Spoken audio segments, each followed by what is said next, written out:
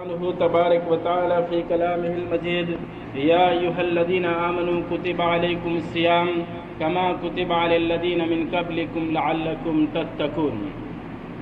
سامعین کرام، تمام قسم کی تعریفات اس اللہ وحدہ لا شریک کے لیے ہے جس نے ہمیں پیدا کیا اور پیدا کرنے کے بعد یوں ہی نہیں چھوڑا بلکہ ہماری رشد و ہدایت کے لیے، ہمیں سیدھی راہ دکھانے کے لیے کب و بیش 1,24,000 پیغمبران دین کو اس دنیا کے اندر مبعوث فرمایا۔ ان میں ہمارے آخری نبی، آخری کڑی جناب محمد رسول اللہ صلی اللہ علیہ وسلم ہیں۔ ان پر ہزاروں ہزار درود و سلام نازل ہو، اللہم بارک وسلم۔ سامعین، آج کے اس خطبہ جمعہ میں ہم روزہ سے متعلق چند اصولی باتیں دیکھنے کی کوشش کریں گے۔ روزہ، جس کو عربی میں صوم کہا جاتا ہے،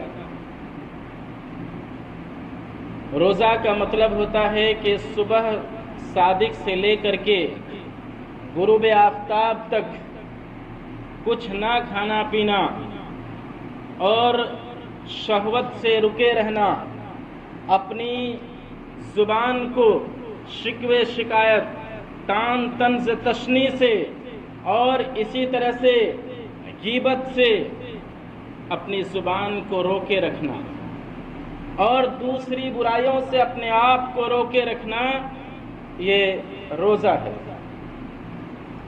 روزہ کی تاریخ کیا ہے؟ روزہ کی فرضیت کب ہوئی؟ روزہ کی فرضیت سن 2 ہجری میں ہوئی، جب اللہ کے رسول صلی اللہ علیہ وسلم مکہ سے مدینہ میں گئے۔ ابھی آپ کا 2 سال ہوا تھا کہ روزے کی فرضیت نازل ہوئی۔ اسی طرح سے روزہ کا حکم یہ ہے کہ روزہ ہر مسلمان عاقل، بالغ، صحت مند اور مقیم پر فرض ہے، چاہے وہ مرد ہو یا عورت۔ آئیے اب دیکھتے ہیں کہ روزے کے مراحل کیا ہیں۔ محترم حضرات، روزے کے جو مراحل ہیں، جو آج روزہ ہے اور جو تمام مسلمانوں پر روزہ فرض ہے، یہ مرحلہ در مرحلہ اس نتیجے پر پہنچا ہے۔ اللہ کے رسول صلی اللہ علیہ وسلم مکہ سے مدینہ میں جب گئے، ابھی روزہ فرض نہیں ہوا تھا، بلکہ مدینے کے لوگ عاشورہ کا روزہ رکھتے تھے، 10 محرم کا روزہ رکھتے تھے، اور ایام بیض یعنی ہر مہینے میں چاند کی 13، 14 اور 15 تاریخ کو روزہ رکھتے تھے، اور ابھی روزہ فرض نہیں ہوا تھا، بلکہ لوگ عاشورہ کے روزے کا اہتمام کرتے تھے، 10 محرم الحرام کے روزے کا اہتمام کرتے تھے، اور ایام بیض یعنی چاند کے 13، 14 اور 15 تاریخ کے روزے کا اہتمام کرتے تھے۔ پھر اللہ تبارک و تعالیٰ کی طرف سے سن 2 ہجری میں روزے کی فرضیت کا حکم نازل ہوا، اور اللہ تبارک و تعالیٰ نے حکم نازل کیا، یا ایھا الذین آمنوا کتب علیکم الصیام کما کتب علی الذین من قبلکم لعلکم تتقون۔ اللہ تبارک و تعالیٰ نے کہا کہ اے ایمان والو، تم پر روزہ فرض کیا گیا ہے جیسا کہ تم سے پہلے لوگوں پر روزہ فرض کیا گیا تھا، تاکہ تم متقی اور پرہیزگار بن جاؤ۔ تو روزہ کی فرضیت سے متعلق یہ پہلا حکم تھا، لیکن اس حکم میں تخییر تھا۔ تخییر کا مطلب اختیار تھا کہ جو چاہے روزہ رکھے اور جو چاہے تو روزہ نہ رکھے، لیکن اپنے بدلے میں کسی اور کو روزہ رکھوا دے۔ اختیار تھا، حکم نازل ہوا روزے کا، لیکن اختیار تھا کہ جو چاہے روزہ رکھ لے اور جو چاہے اپنے بدلے میں کسی اور کو روزہ رکھوا دے، لیکن روزہ رکھنا یہ زیادہ افضل ہے۔ یہ حکم نازل ہوا۔ پھر اس حکم میں تبدیلی آئی، اللہ تبارک و تعالیٰ نے ایک دوسرا حکم نازل کیا۔ دوسرا حکم یہ تھا، فمن شہد منکم الشہر فلیصمہ، کہ جب تم میں سے کا کوئی رمضان کا مہینہ پائے تو اسے تو چاہیے کہ وہ روزہ رکھے، اس کو اب روزہ رکھنا پڑے گا۔ لیکن تمام مومنوں پر روزہ فرض کر دیا گیا، اب وہ اختیار باقی نہیں رہا کہ جو چاہے تو روزہ رکھے اور جو چاہے تو اپنے بدلے میں کسی اور کو روزہ رکھوا دے۔ یہ اختیار اللہ تبارک و تعالیٰ نے ختم کر دیا، لیکن اختیار باقی رکھا شیخ فانی پر جو اتنا بوڑھا ہو چکا ہے کہ اب اس میں روزہ رکھنے کی اب سکت باقی نہیں، طاقت، ہمت اور قوت باقی نہیں ہے، یا ایسا مریض، ایسا بیمار کہ اب اس کی تندرستی کے واپس ہونے کا کوئی امکان نہیں، تو ایسے لوگوں کے بارے میں اختیار رکھا اللہ تعالیٰ نے کہ ایسا آدمی اپنے بدلے میں کسی اور کو روزہ رکھوا دے، ورنہ پھر تمام لوگوں پر روزہ فرض ہے۔ تمام لوگوں پر فمن شہد منکم الشہر فلیصمہ میں اللہ تبارک و تعالیٰ نے تمام لوگوں کو روزہ رکھنے کا پابند بنا دیا، لیکن جو شیخ العمر اور بالکل بوڑھا ہو چکا ہے اسی کے لیے اللہ تبارک و تعالیٰ نے اختیار رکھا۔ پھر روزے پر تیسری تبدیلی آئی اور روزے کو تیسرے مرحلے میں اللہ تبارک و تعالیٰ نے فرض کیا۔ دوسرے مرحلے میں روزہ کا اللہ تبارک و تعالیٰ نے یہ سسٹم رکھا تھا کہ آدمی صبح سے لے کر کے شام تک، غروب آفتاب تک روزہ رکھے، اور اگر کسی طرح سے وہ افطاری نہ کر سکا اور افطاری کرنے سے پہلے سو گیا تو پھر اس کا روزہ سونے جیسے ہی سو گیا تو وہیں سے چالو ہو گیا، اب وہ کھا نہیں سکتا۔ یا اگر افطاری کیا ہے، افطاری کرنے کے بعد جو کھا لیا اس کے بعد سو گیا تو پھر وہ رات کو اٹھ کر کے کچھ نہیں کھا سکتا ہے، پھر وہاں سے اس کا اگلا روزہ شروع ہو گیا۔ اور اسی طرح سے رمضان کے اندر رات کو اپنی بیویوں سے ہم بستری نہیں کر سکتا ہے۔ یہ دوسرے حکم میں اللہ تبارک و تعالیٰ نے یہ حکم نافذ کیا تھا، یہ حکم نازل کیا تھا کہ سونے کے ساتھ کھانا اور اسی طرح سے اپنی بیویوں سے رمضان کے مہینے میں ہم بستری کا ممنوع ہونا، یہ دوسرے حکم میں تھا۔ لیکن ایک صحابی تھے جس کا نام قیس بن سرما تھا۔ قیس بن سرما رضی اللہ تعالیٰ عنہ روزہ رکھے ہوئے تھے، دن بھر اپنے کھیت میں کام کیے، اور دن بھر کھیت میں کام کرنے کے بعد جب افطاری کا وقت ہوا یہ گھر میں گئے، اپنی بیوی سے کہا کہ افطاری کا کوئی سامان ہے؟ بیوی نے کہا کہ افطاری کا سامان تو نہیں ہے، میں پڑوس میں جاتی ہوں، آپ کے لیے کچھ کھانے پینے کی چیزیں لاتی ہوں۔ وہ اپنے پڑوس میں گئی اور جانے کے بعد اپنے شوہر کے لیے کچھ کھانے پینے کی چیز لائیں، لیکن جب تک وہ اپنے شوہر کے لیے کچھ کھانے پینے کا چیز لائیں تب تک اس کا شوہر سو چکے تھے۔ اب اس نے کہا کہ میرے سرتاج آپ تو کھانے سے محروم ہو گئے، پھر سو گئے تو اگلا روزہ وہیں سے شروع ہو گیا۔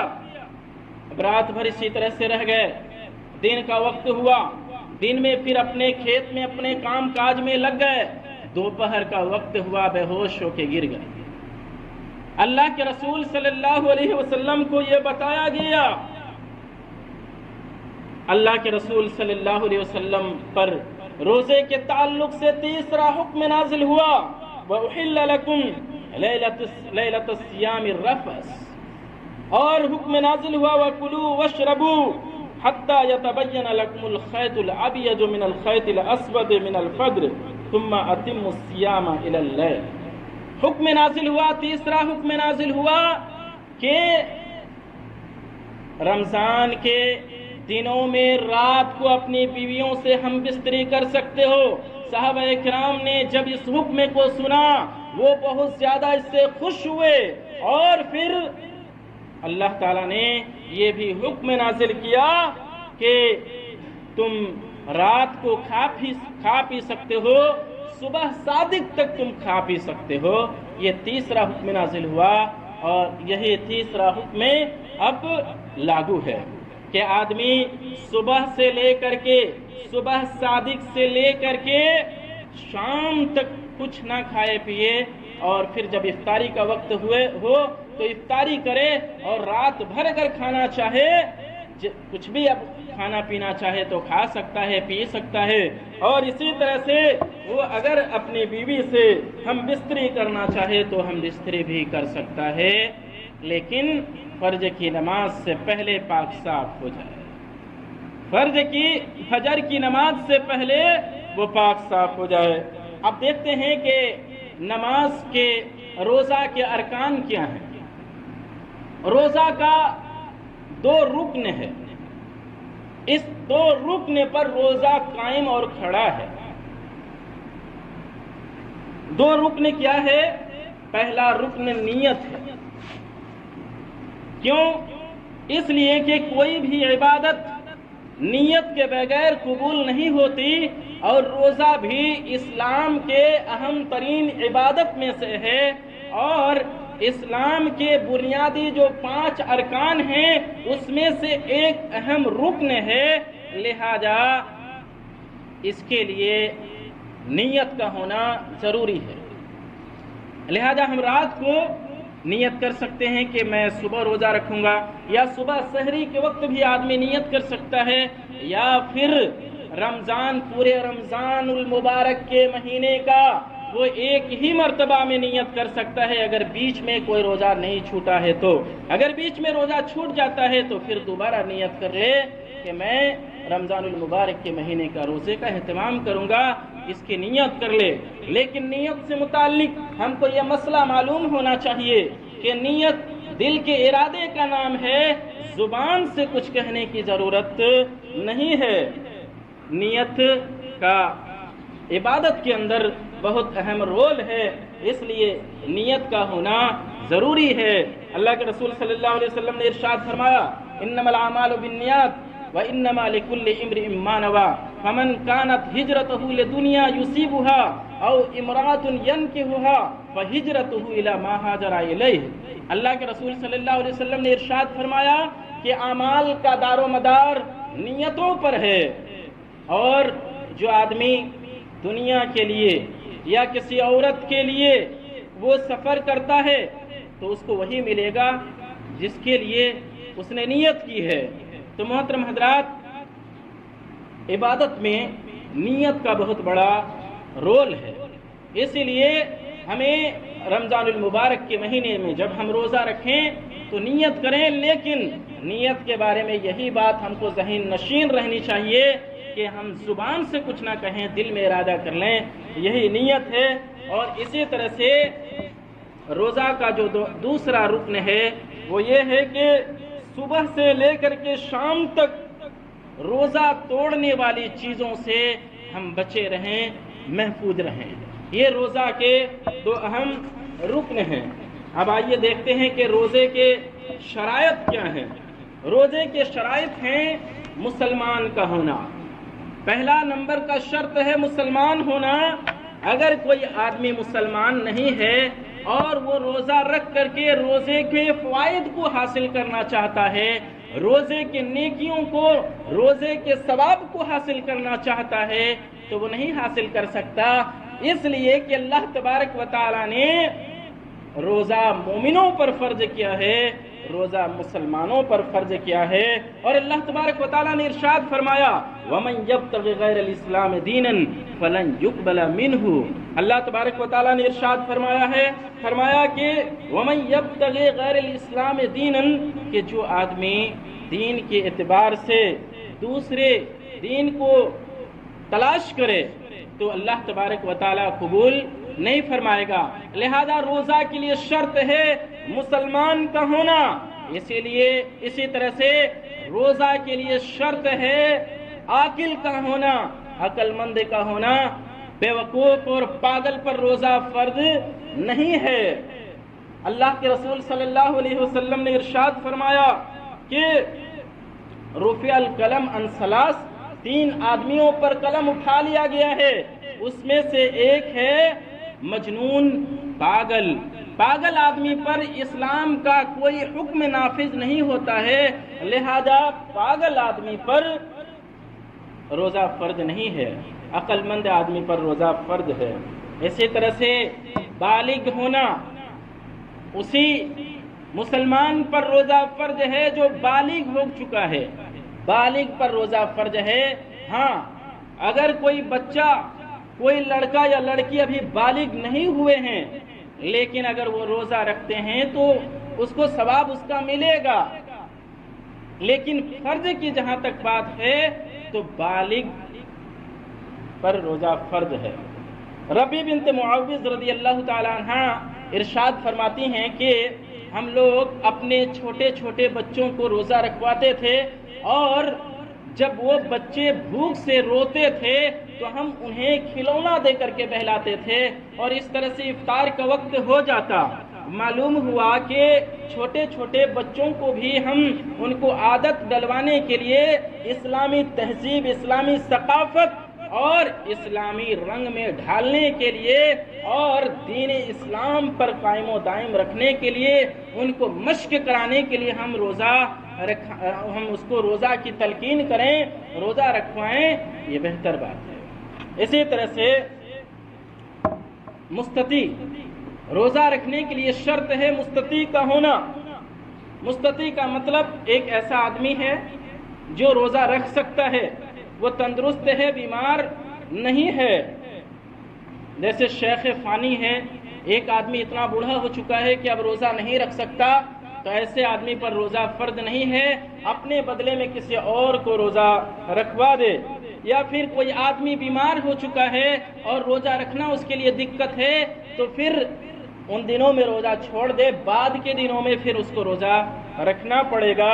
اسی طرح سے حاملہ عورت جس کے پیٹ میں بچہ پل رہا ہے اور اس کو لگ رہا ہے، خطرہ محسوس ہو رہا ہے کہ اگر میں روزہ رکھی تو میرے پیٹ میں پلنے والے بچے کے لیے نقصان دہ ثابت ہو سکتا ہے، تو پھر ایسی عورت روزہ نہ رکھے، بلکہ جب اپنا بچہ جنم دے دے اس کے بعد بھی دوسرے دنوں میں اس روزہ کو وہ پورا کرے گی۔ اور اسی طرح سے مرضعہ، وہ عورت جس کے گود میں ابھی چھوٹا سا بچہ ہے، جس کو ابھی دودھ پلا رہی ہے اور یہ محسوس کر رہی ہے کہ میں اگر روزہ رکھی تو میرے دودھ پیتے بچے کو پریشانی ہو سکتی ہے، نقصان ہو سکتا ہے، تو پھر وہ روزہ نہ رکھے، بلکہ روزہ قضا کرے اور دوسرے دنوں میں وہ روزہ رکھے۔ انشاءاللہ جو دودھ پلانے والی عورت ہے اور جس کے پیٹ میں بچہ پل رہا ہے، ایسی عورت کے بارے میں انشاءاللہ پھر تفصیلی خطبہ ضرور دیکھیں گے، لیکن آج ہم اتنا دیکھیں گے اس تعلق سے کہ ایسی عورت جس کے پیٹ میں بچہ پل رہا ہے اور بچے کو نقصان کا خطرہ ہے، اور ایسی عورت جس کا بچہ دودھ پی رہا ہے اور اگر روزہ رکھے گی تو بچے کو نقصان ہے، تو ایسی عورت روزہ نہ رکھے، روزہ کو قضا کرے گی، بعد کے دنوں میں روزہ رکھے گی۔ اسی طرح سے روزہ رکھنے کے لیے شرط ہے مقیم کا ہونا، آدمی گھر میں ہے، اگر آدمی سفر میں ہے تو اس کے لیے اختیار ہے، اگر سفر پریشان کن ہے اور سفر میں پریشانی ہے تو ایسا آدمی روزہ نہ رکھے، بلکہ روزہ کو قضا کرے، دوسرے دنوں میں روزہ رکھ لے گا۔ لیکن اگر سفر آرام دائق ہے، سفر میں پریشانی نہیں ہے، جیسے آج کل کے سفر میں اگر ہم 30 کلومیٹر، 40 کلومیٹر، 50 کلومیٹر کا سفر کرتے ہیں، پریشانی نہیں ہے، ہمارے پاس بسا اوقات اپنی بائک ہوتی ہے، اپنی سواری ہوتی ہے، ریزرو کی سواری ہوتی ہے، یا پھر ہم کو اچھے بس کی سہولت ہے، تو اگر ہم کو کوئی پریشانی نہیں ہے تو پھر ہم روزہ کو مکمل کر لیں، ہمارے لیے اختیار ہے۔ لیکن اگر ہم نے سفر کی حالت میں روزہ کو چھوڑا ہے تو بعد کے دنوں میں ہم کو اس روزہ کو پورا کرنا پڑے گا۔ اسی طرح سے روزہ کے لیے شرط ہے کہ کوئی شرعی معنی نہ ہو۔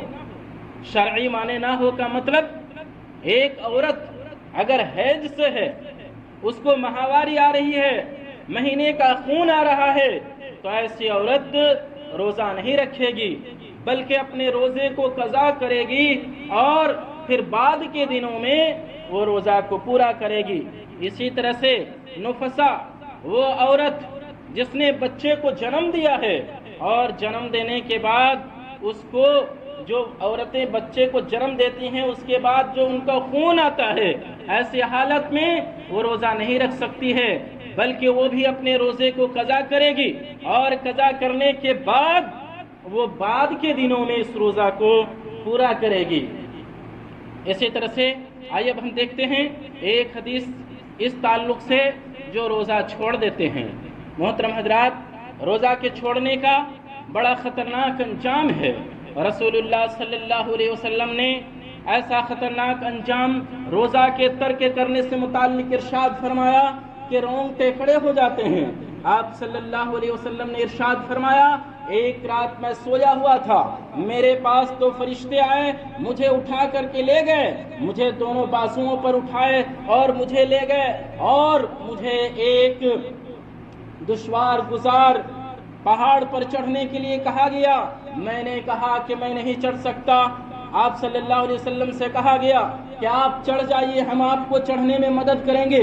آپ صلی اللہ علیہ وسلم فرماتے ہیں، میں اس پہاڑ پر چڑھ گیا۔ میں پہاڑ کی چوٹی پر جب پہنچا، میں نے دیکھا کہ لوگوں کے چیخنے چلانے کی آوازیں آ رہی ہیں اور لوگ چیخو پکار کر رہے ہیں۔ میں نے پوچھا کہ یہ لوگ کون لوگ ہیں کہ چیخو پکار کر رہے ہیں؟ مجھے بتایا گیا کہ یہ وہ لوگ ہیں، یہ جہنمی لوگ ہیں۔ پھر میں وہاں سے مجھے آگے لے جایا گیا اور پھر میں نے دیکھا کہ کچھ لوگ الٹے لٹکے ہوئے ہیں، جبڑے چیرے ہوئے ہیں اور ان کے جبڑوں سے خون ٹپک رہا ہے۔ میں نے پوچھا کہ یہ لوگ کون ہیں؟ آپ کو بتایا گیا کہ یہ لوگ روزہ خور لوگ ہیں، جو روزے کا اہتمام نہیں کرتے تھے، جو روزہ نہیں رکھتے تھے، ایسے لوگ ہیں۔ تو محترم حضرات، پتہ چلا کہ روزہ چھوڑنے کا بہت خطرناک انجام ہے کہ ایسے لوگوں کو قیامت کے دن الٹا لٹکایا جائے گا اور الٹا لٹکا کر کے جبڑے کو چیر دیا جائے گا۔ اور اسی طرح سے حدیث لمبی ہے، وقت ختم ہو چکا ہے، انشاءاللہ اگلے خطبے میں دیکھیں گے، لیکن اس حصے کو دیکھنا چاہیں گے جس حصے میں اللہ کے رسول صلی اللہ علیہ وسلم نے ارشاد فرمایا کہ آپ صلی اللہ علیہ وسلم ایک مرتبہ خطبہ دینے کے لیے چڑھے، پہلی سیڑھی پر چڑھے، آپ نے کہا آمین۔ حدیث لمبی ہے، مختصر یہ ہے کہ آپ صلی اللہ علیہ وسلم جب خطبہ دے کر کے اترے، آپ سے صحابہ نے پوچھا کہ اللہ کے رسول، آپ سے ہم نے ایک نئی چیز آپ سے دیکھی آج۔ آپ جب ممبر پر چڑھے، پہلی سیڑھی پر چڑھے، آپ نے کہا آمین۔ یہ کیا تھا؟ آپ نے کہا کہ میرے پاس جبرائیل امین آئے اور اس آدمی کے لیے بد دعا کیا جو رمضان المبارک کا مہینہ پائے اور اپنے گناہوں کی بخشش نہ کرا سکے۔ ایسے آدمی کے لیے جبرائیل امین نے بد دعا کی، ہلاکت کی، اور میں نے اس پر آمین کہا۔ تو محترم حضرات، پتہ چلا کہ جو آدمی روزہ چھوڑ دیتا ہے، ایسے آدمی کے لیے جبرائیل امین نے بد دعا کی ہے، ہلاکت کی، اور آپ صلی اللہ علیہ وسلم نے آمین کہا ہے۔ اور عمر فاروق رضی اللہ تعالیٰ عنہ ایسے آدمی کے لیے جو روزہ نہیں رکھتے تھے، آپ نے کوڑے سے پیٹا ہے۔ محترم حضرات، اس لیے ہمیں چاہیے کہ ہم روزے کا اہتمام کریں، اور وہ لوگ جو روزہ نہیں رکھتے ہیں، بہت سارے لوگ روزہ نہ رکھ کر کے بڑی بدتمیزی پر اتر آتے ہیں، ایسے لوگوں کو چاہیے کہ اگر آپ نے روزہ نہیں رکھا ہے، آپ کی کیا مجبوری ہے، آپ کو کیا پریشانی ہے، آپ کا معاملہ ہے، رب کا معاملہ ہے، لیکن خدا کے واسطے آپ کھلے عام نہ کھائیں، کھلے عام نہ پئیں، اور ڈائلگ مارنا چھوڑ دیں کہ میرے پاس کیا کھانے پینے کی کمی ہے کہ میں نہ کھاؤں۔ اگر اور پھر اس طرح کا ڈائلگ اور اس طرح کی باتیں اور بکواسیں کہ اگر جب میں رب سے نہیں ڈرتا تو پھر انسان سے کیا ڈرتا۔ سنو، انسان رب سے ڈرنے کا جہاں حکم ہے، وہیں انسان سے لحاظ کا بھی تو حکم ہے۔ انسان سے بھی لحاظ کیجئے اور سنیے، دکھا کر کے جو برائی کی جاتی ہے اس کا عذاب بھی تو خطرناک ہے۔ اس لیے خدا کے واسطے اگر آپ کو مجبوری ہے، رب نے اگر آپ کو مجبوری میں ڈال رکھا ہے، یہ آپ کا معاملہ ہے، رب کا معاملہ ہے، لیکن آپ کھلے عام مت کھائیے، کھلے عام مت پیجیے اور بکواسیں بند کیجیے۔ شریعت کا معاملہ ہے، شریعت کا مذاق مت اڑائیے۔ اور یہیں سے میں ایک بات اور کہنا چاہوں گا، وہ یہ ہے